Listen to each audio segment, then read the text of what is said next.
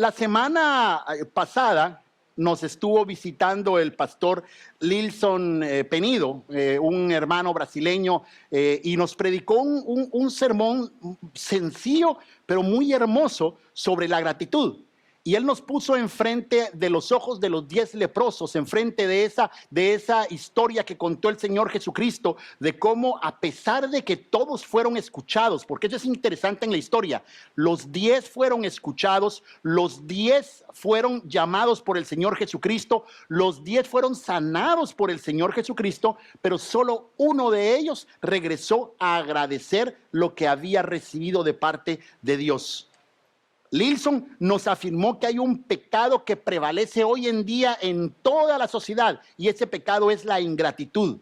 La afirmación se hizo también más dura cuando él nos recordó lo mucho que nosotros hemos recibido de Dios, y a cada instante, no solo es una vez, a cada instante recibimos cosas nosotros de Dios, y sin embargo, rara vez nosotros nos detenemos a agradecer lo que hemos recibido de Dios.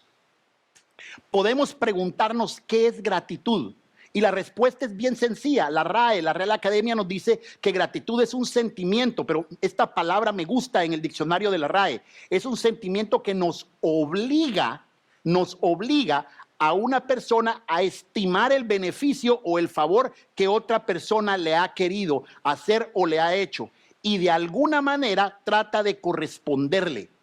Vemos todo lo que implica ser agradecido. Ser agradecido significa tener el sentimiento de sentirnos obligados, de corresponder de alguna manera al favor que hemos recibido de una persona. Y además no solo lo recibimos y nos sentimos así, sino que tratamos de corresponder a esa persona el favor recibido. Si lo vemos de forma negativa, nosotros dejamos entonces de ser agradecidos cuando nosotros no podemos percibir el beneficio recibido. O sea, cuando yo no soy agradecido es porque estoy diciendo, no me hizo ningún favor. ¿Por qué tengo que agradecerle si no hizo nada por mí? Por eso es que el cristiano no puede ser ingrato.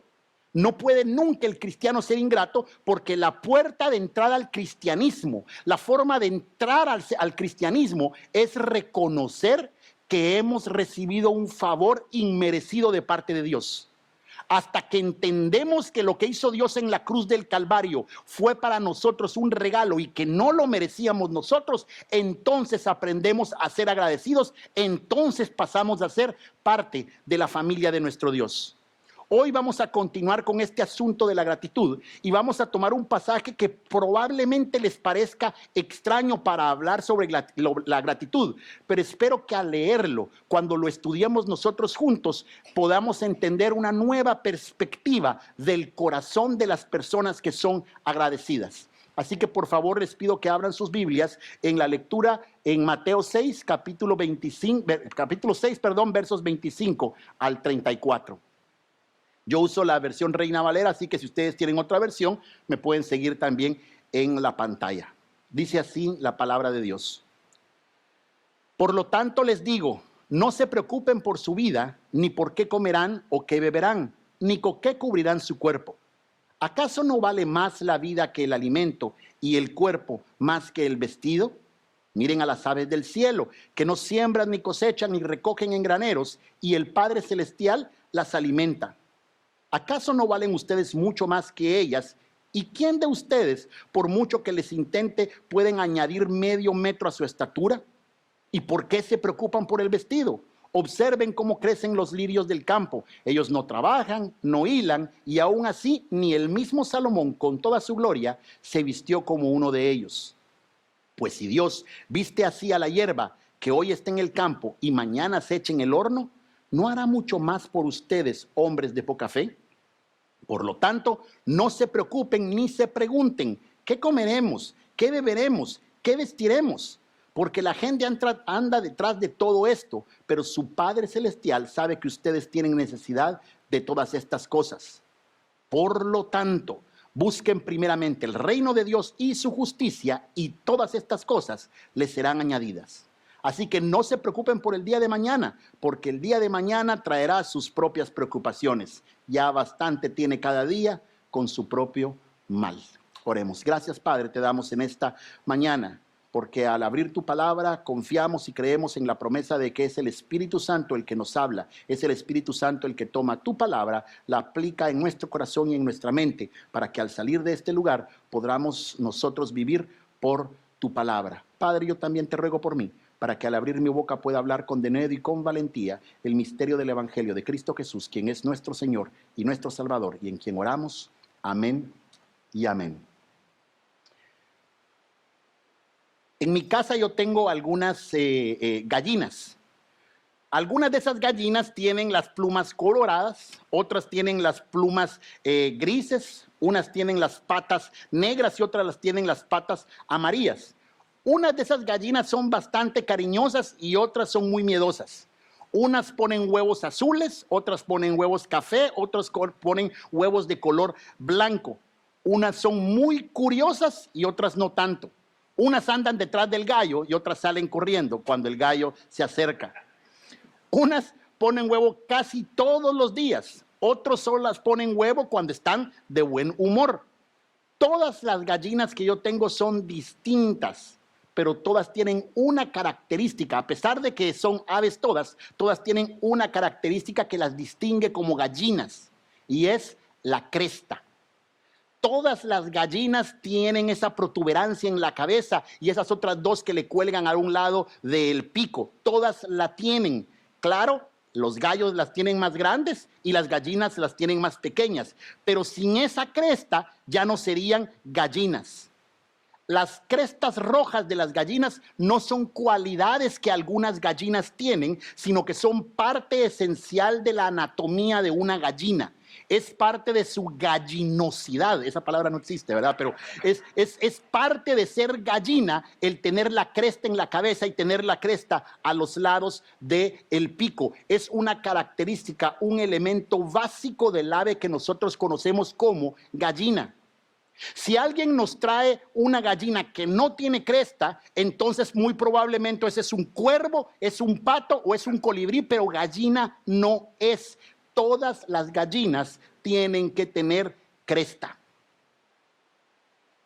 Los cristianos también somos diferentes.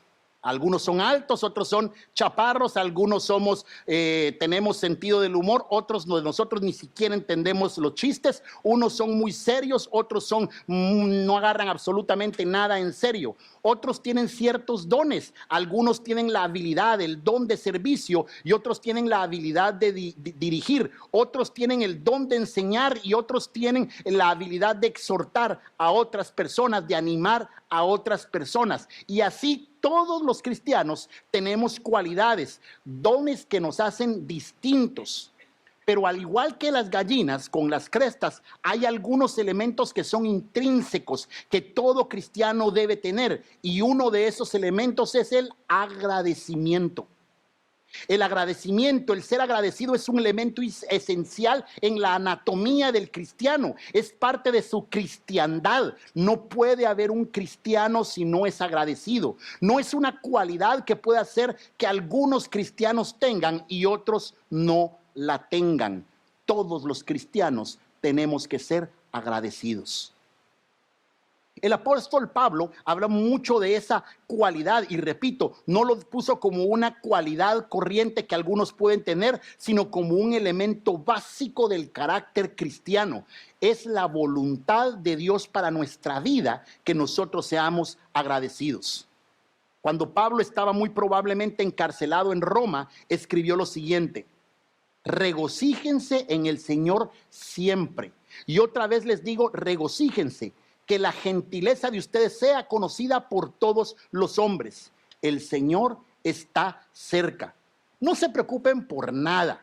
Que sus peticiones sean conocidas delante de Dios en toda oración y ruego, con acción de gracias.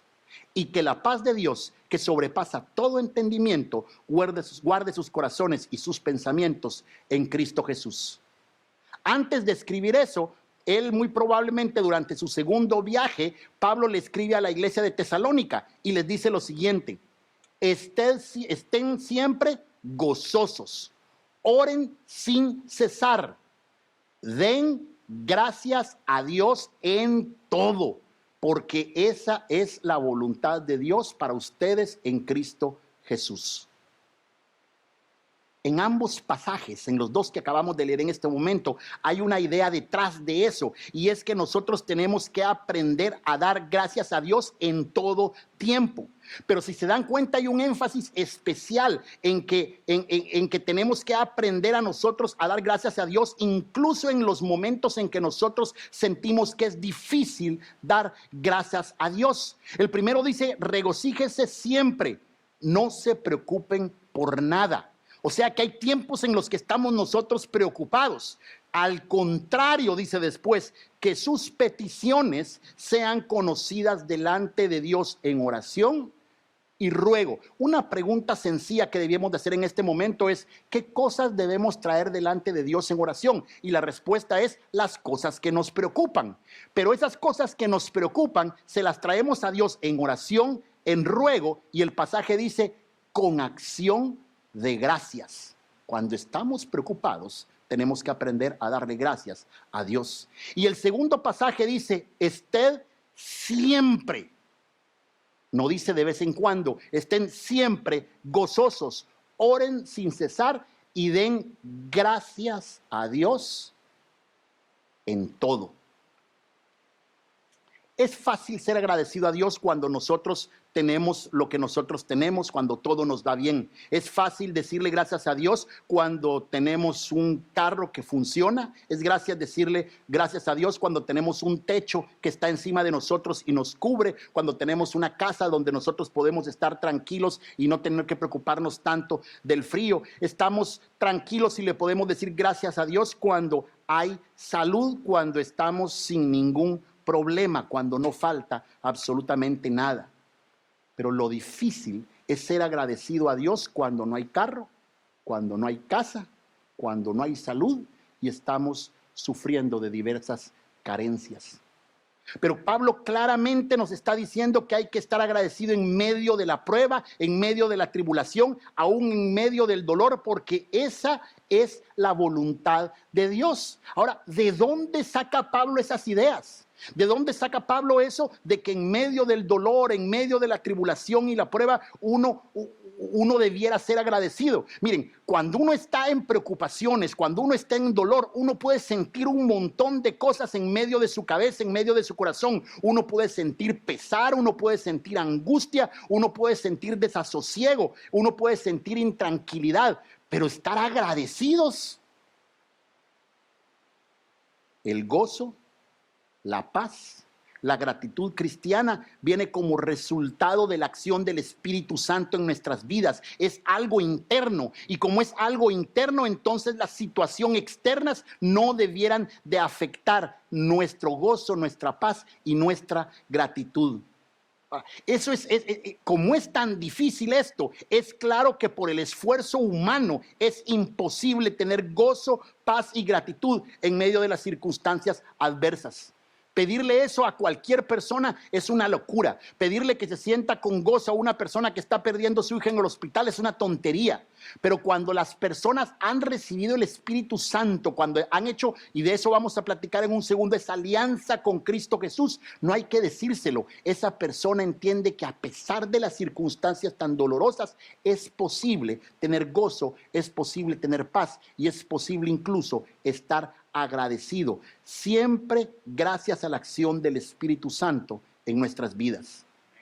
Ser agradecido en todo no es algo que podamos hacer solos, es algo que se consigue en dependencia del Espíritu Santo de Dios. Por eso es que la Biblia nos empuja a que vivamos según el Espíritu y no que vivamos según nuestros propios deseos. Luego ustedes pueden abrir Gálatas 5 y leanlo completo y van a entender un poquito más sobre este asunto. Gálatas 5, búsquelo en sus casas durante estos días. El asunto es que tenemos que aprender a vivir bajo otra perspectiva, bajo el poder del Espíritu Santo, para que esto de ser agradecidos en todo tiempo sea posible. Hay otra pregunta que para mí es válida y es: ¿de dónde tomó Pablo esa idea de no dejarnos dominar por el dolor, por la angustia y cambiar nuestro afán por gozo, por gratitud, aún en medio de las circunstancias más difíciles de la vida?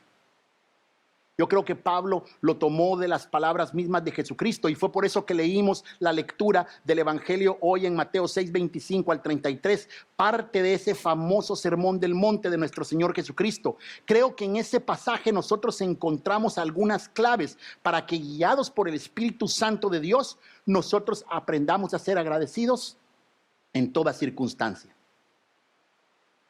John Stott, en su comentario al Sermón del Monte, nos dice que existen solo dos sistemas en este mundo, dos formas de vida. Cada sistema, cada forma de vida tiene su propio juego de valores, su propia realidad. Cada sistema tiene su propio tesoro. Dice que en uno los tesoros que se acumulan son de esta tierra. Y en el otro sistema de vida, en el otro paradigma, en la otra forma de vivir, los tesoros se acumulan en el cielo. En uno de esos sistemas uno vive en tinieblas, en oscuras, como a tientas, sin saber para dónde va. En el otro reino nosotros vivimos en luz, entendemos hacia dónde vamos. Uno tiene como Señor al Dios supremo y el otro prefiere servir a las riquezas, a las cosas temporales de este mundo. En uno de esos reinos uno se preocupa por las cosas del cuerpo, por la comida, por la bebida, por el vestido, por los placeres de este tiempo. Pero en el otro uno se preocupa por el reino de Dios y por su justicia. No podemos vivir en medio de esas dos realidades. No puedo quedarme esperando para ver en cuál de los dos yo pienso vivir. Todos tenemos que hacer nuestra elección. O vivimos preocupados por los tesoros de este mundo, que implica vivir en las tinieblas, que indica servir a las riquezas, que indica preocuparnos por las cosas de nuestro cuerpo, o vivimos preocupados por los tesoros del cielo, vivimos en luz, servimos a Dios y nos preocupamos por su reino y su justicia. Nadie puede vivir en medio, o vive en este reino o vive en este reino. Todo inicia con una alianza, todo inicia con una elección, por una decisión sobre en cuál de esas dos realidades nosotros queremos vivir. No se puede ser neutro. En cuanto usted decide no elegir, usted ya eligió el otro reino. En cuanto usted decide que ya no desea servir o vivir en el reino de Dios, usted ha elegido por default el otro sistema de vida. Repito, no hay una tercera opción. No puede estar en uno en stand-by hasta decidir cuál sistema de vida yo quiero escoger. Y a este sistema de vida, a este nuevo sistema de vida, nosotros entramos a través de la fe. Muchos quieren pensar o nos intentan hacer pensar que la fe es un asunto de dejar de pensar y de tirarse al agua. Así no es la fe. El Señor Jesucristo fue muy claro cuando Él llegó en Lucas 14 y nos dijo, y cuando vio que muchas personas lo querían seguir, el Señor Jesucristo les dice, si alguien quiere ir en pos de mí, debe pensarlo muy bien.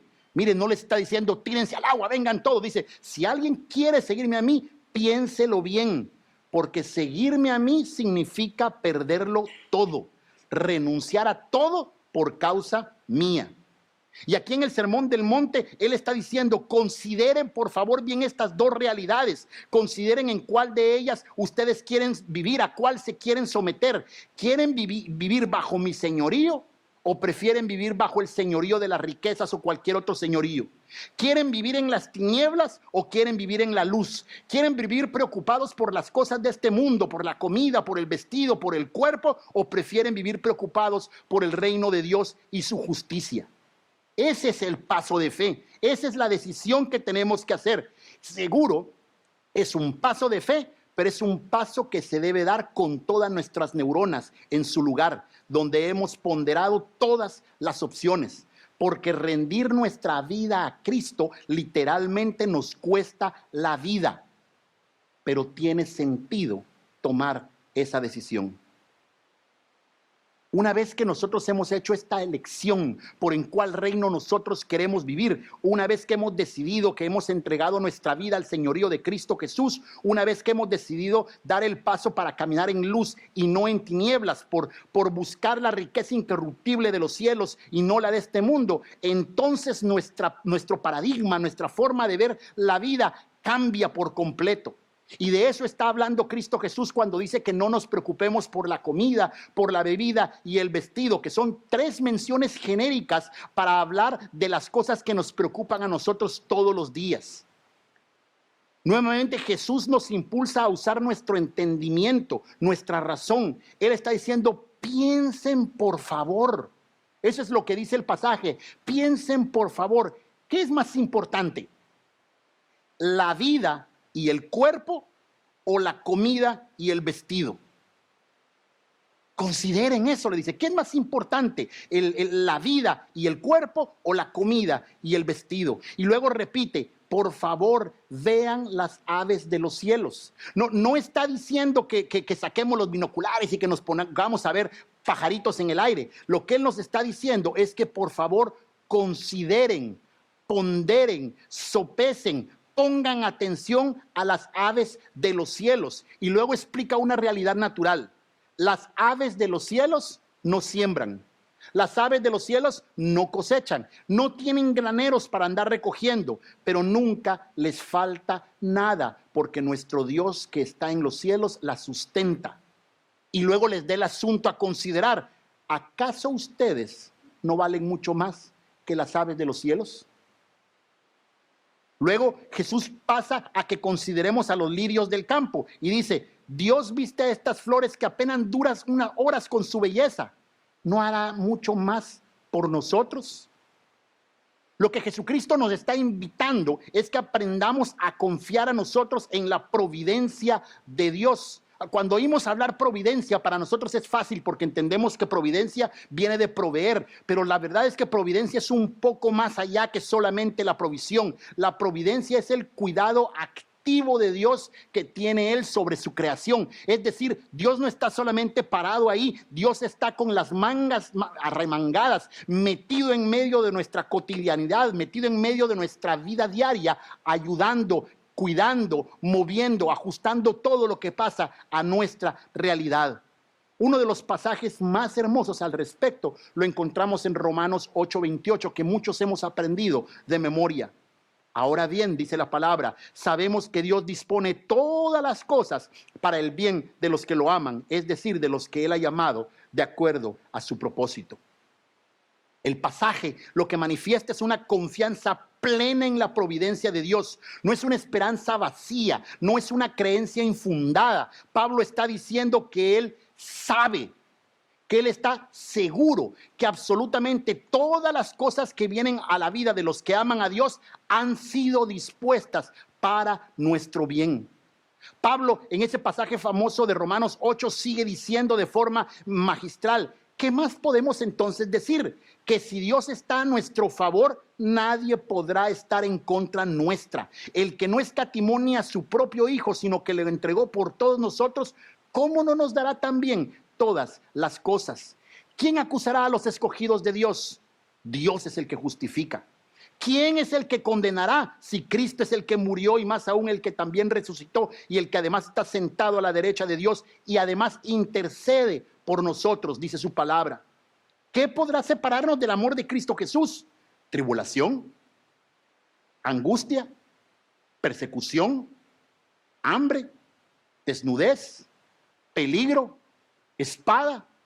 7 cosas que todos podemos sufrir en algún momento de la vida. Y sin embargo la pregunta es, ¿quién en medio de esas cosas nos podrá separar del amor de Dios?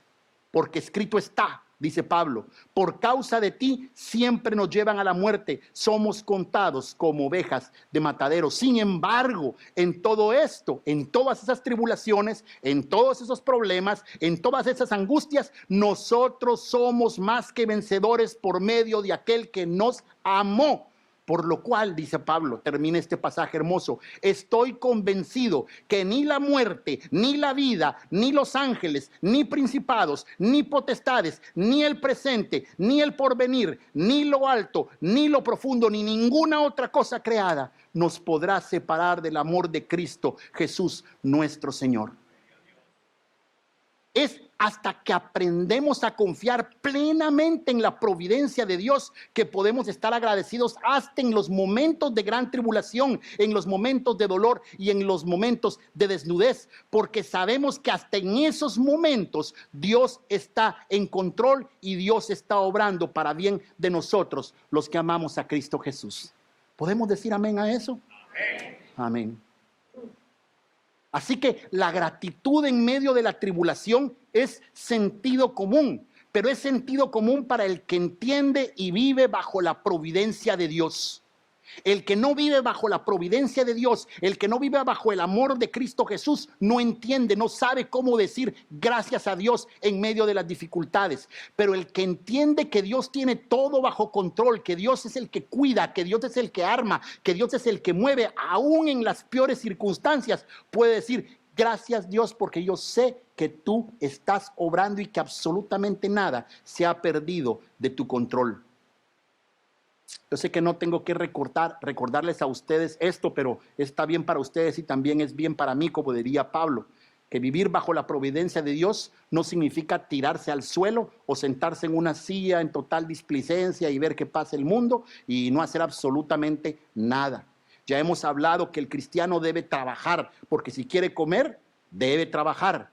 Jesús nos llama, lo que nos está diciendo acá es que nos llama a confiar con sencillez en la providencia de Dios. Ciertamente algunas veces nuestras alacenas se llenan de forma milagrosa, como Elías fue recibiendo comida del cuervo, o como la viuda que empezó a usar el aceite y nunca se acababa. Pero confiar en la providencia de Dios también implica salir a buscar trabajo, trabajar con ahínco, confiando que Dios prosperará ese esfuerzo. Al llegar al final de este pasaje, en el versículo 34, Jesús contrapone el hoy y el mañana. Lo que está pasando hoy y lo que va a pasar mañana. Y Jesús nos dice que no tiene sentido, no hace lógica preocuparnos por el mañana. Eso no tiene sentido. Y no tiene sentido porque nosotros no somos los que controlamos el futuro. Piensen por un momento esto que puede pasar. Las cosas que hoy nos preocupan del mañana pueden tener dos caminos, nada más. El primero es que nunca se realicen. Estamos preocupados por algo que va a pasar en el futuro y eso nunca pasa. Así que nos preocupamos por gusto, nos preocupamos por algo que realmente ni siquiera llegó a suceder. Por eso es que no tiene sentido, porque hemos estado preocupados por algo que al final nunca llegó a suceder. ¿Qué le va a pasar? ¿Le va a doler? Es que se va a hacer esto, es que no voy a, que salgo a buscar trabajo y no encuentro trabajo. ¿Y qué pasa si estamos preocupados por algo que ni siquiera sabemos si va a suceder? Sin embargo, lo otro que puede suceder con las cosas que nos preocupan del futuro es que esas cosas sí sucedan. Y si suceden, entonces también nos preocupamos por gusto, porque nos preocupamos dos veces por lo mismo. Nos preocupamos antes que sucediera y nos preocupamos también cuando ya está sucediendo. Por eso es que la conclusión de Jesús es lógica. No tiene sentido que estemos preocupados por el futuro, porque suficientes problemas tenemos el día de hoy. ¿Se dan cuenta? Ni Cristo Jesús dice que no van a haber problemas. Los afirma. Tenemos suficientes problemas todos los días. Ahora, la provisión cristiana, la posición cristiana, correcta, no es anular las cosas del futuro, no es ya no prever por el futuro, no es no tratar de ahorrar, no es no tratar de pensar en la vejez, no es no planificar un viaje al futuro, no es no planificar para montar un negocio, no tiene nada que ver con eso. Lo que la posición cristiana proscribe, lo que la posición cristiana trata de decirles es que por favor no se preocupen por el futuro, que el futuro no les quite el sueño, porque quien gobierna el futuro es Dios. Y Dios es bueno, Dios es bueno y Dios es siempre bueno. Ahora nosotros podemos regresar por donde empezamos. Es seguro que esas personas a las que Pablo le escribió en Filipos y en Tesalónica tenían problemas cuando Pablo les dijo no se preocupen por nada. Al contrario, den gracias a Dios en todo. Y luego les dijo den gracias a Dios en todo, porque esa es la voluntad que Dios tiene para cada uno de nosotros. El llamado al agradecimiento no es un deseo vacío. Es una realidad que podemos vivir los cristianos bajo el entendimiento de que los que hemos decidido seguir a Cristo, los que hemos decidido servir a nuestro Dios, los que hemos decidido confiar en la mano providencial de nuestro Dios, los que hemos decidido no buscar las riquezas de este mundo, sino buscar primero el reino de Dios y su justicia, nosotros podemos estar seguros de que hasta en medio del dolor, que hasta en el momento de las peores de las tribulaciones, al final, para los que aman a Dios, absolutamente todas las cosas que pasan en nuestra vida serán para nuestro bien. Problemas seguiremos teniendo. Dolores seguiremos sintiendo. Pero podemos estar confiados con plena certeza, sin ninguna duda, que para los que amamos a Dios, nuestro Dios siempre tiene todo bajo control. Y mientras nosotros nos enfoquemos en Él, mientras nosotros nos enfoquemos en su reino, mientras nosotros nos enfoquemos en buscar su justicia, nuestro Dios obrará y obrará para nuestro bien. Por eso es que podemos en cualquier momento inclinar nuestra cabeza y decirle a Dios, gracias. No significa que no le diga a ustedes a Dios, Señor, tengo hambre. Señor, necesito trabajo. Eso es básico. Pero cuando lo hacemos, le decimos, pero gracias, porque estoy vivo y la vida es antes que. Gracias porque tengo un cuerpo y el cuerpo es antes que el vestido. Y gracias porque estoy parado y eso es antes que la comida. Y gracias porque aunque todo eso terminara de faltar y que Dios decidiera movernos para otro lugar el día de mañana, no tengo ninguna incertidumbre a dónde voy, porque estaré contigo y te podré ver cara a cara. Así que, ¿qué les parece si oramos y damos gracias a nuestro Dios? Y mientras usted allí, en silencio, le da gracias a Dios usted por las cosas que usted tiene. Y hoy le invito no solo para que le dé gracias a Dios por las cosas que tiene, sino por las que le faltan. Mientras está ahí en ese lugar, si usted nunca ha hecho esa elección por el reino de Dios, si usted nunca ha hecho esa elección para decidir quién es el Señor de su vida, si no ha hecho nunca esa elección de decir yo quiero seguir la justicia de Dios, hágala ahí en su lugar. No necesita que nadie le diga levante su mano. Es algo que usted hace solo entre usted y Dios, porque solo Dios conoce realmente su corazón. Si quiere confiar en Dios, dígale, Padre, perdóname. Ayúdame a confiar solo en ti. Gracias por la muerte de Cristo Jesús en la cruz del Calvario. Gracias por lo que Él hizo por mí. Gracias, Padre Santo. No quiero decir que no tenemos problemas, ni que no tenemos preocupaciones, ni siquiera quiero decir que no tendremos preocupaciones o problemas, incluso algunas veces tengamos necesidades en nuestra salud o en nuestro alimento, tantas cosas que pueden venir a nuestra vida. Gracias, Padre, porque aún en medio de esas circunstancias, tú estás allí con nosotros, como lo estuviste con toda la gente que estuvo teniendo necesidades en todos los tiempos. Tú estás con nosotros, el que murió en la cruz del Calvario, el que se levantó de la tumba victorioso. Él está con nosotros y camina todos los pasos y al final Él sabe lo que está haciendo. Ayúdanos a movernos en esa fe, en actuar, en salir, a buscar, a caminar, a buscar trabajo, a buscar nuestro alimento, pero con la seguridad de que no es por nosotros, sino que al final eres tú siempre el que obra para bien. Gracias, Padre. Te lo agradecemos hoy con todo nuestro corazón. En Cristo Jesús. Amén y amén.